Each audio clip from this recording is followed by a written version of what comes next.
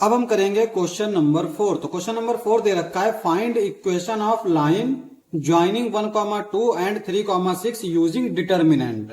तो डिटर्मिनेंट का इस्तेमाल करके हमें इक्वेशन फाइंड करनी है जो इन दोनों पॉइंट को ज्वाइन करता हो। देखो एक चीज हमने देखी थी कि अगर हमने 3 पॉइंट कोलिनियर दिखाने हो तो क्या करते हैं हम लोग, उसका जो डिटर्मिनेंट है यानी उसका एरिया, ट्राइंगल का एरिया जो है उसको 0 रख देते हैं। तो हमारा जो डिटर्मिनेंट आता है x1 y1 1, x2 y2 1, x3 y3 1। तो ये 3 पॉइंट्स हैं, इसका डिटर्मिनेंट अगर 0 हो जाए तो हमारे ये तीनों पॉइंट कोलिनियर होंगे। अब यहां पे लाइन की बात कर रहा है तो हम मान लेते हैं ये पॉइंट है 1,2, ये है हमारा 3,6।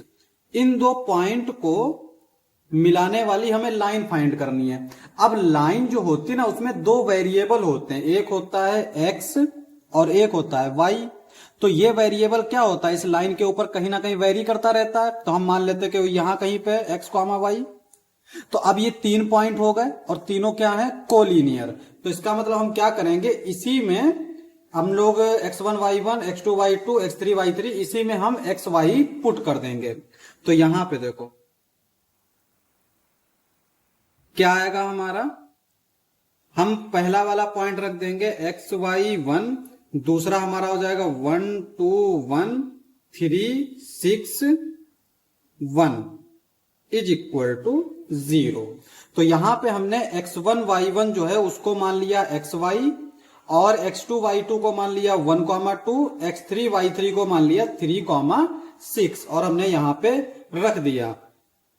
अब इसको हम लोग सॉल्व कर लेते हैं। तो ये हमारा क्या आएगा, देखो ये हम ये वाला अगर x ले रहे हैं तो इस कॉलम इस रो को स्किप करेंगे तो 2 1 जा 2 माइनस 6 1 जा 6, फिर ये माइनस y, इस कॉलम इस रो को स्किप करेंगे तो 1 बाई 1 को मल्टीप्लाई करेंगे तो 1 आएगा, माइनस का 3, फिर प्लस का ये 1, इस कॉलम इस रो को स्किप करेंगे 6 1 जा 6, 3 2 जा 6 इज इक्वल टू 0। ठीक है, अब यहां पे 2 में से 4 तो जाएगा नहीं, तो 6 में से 2 गया तो हमारा -4 बचेगा।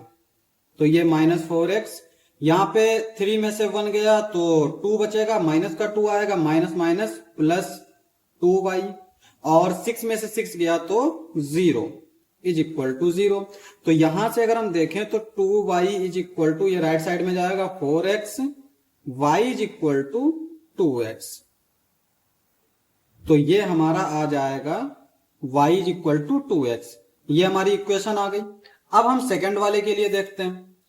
देखो सेम चीज करेंगे, हमारा यहां पे ये x1 y1 हो जाएगा xy, x2 y2 क्या हो जाएगा 3 1, x3 y3 9 3 1 1 1 is equal to 0।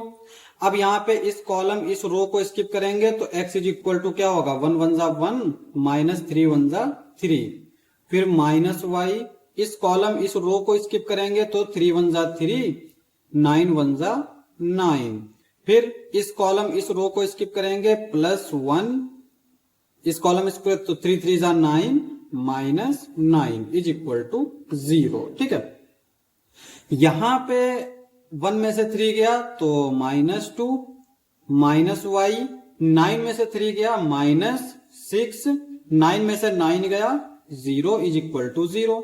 ये आ जाएगा -2x minus minus plus 6y is equal to 0। तो यहां से हमारा अगर हम देखें तो 6y is equal to 2x, y is equal to अगर हम देखें तो यह आ जाएगा 1/3x। ये हमारा आंसर हो जाएगा।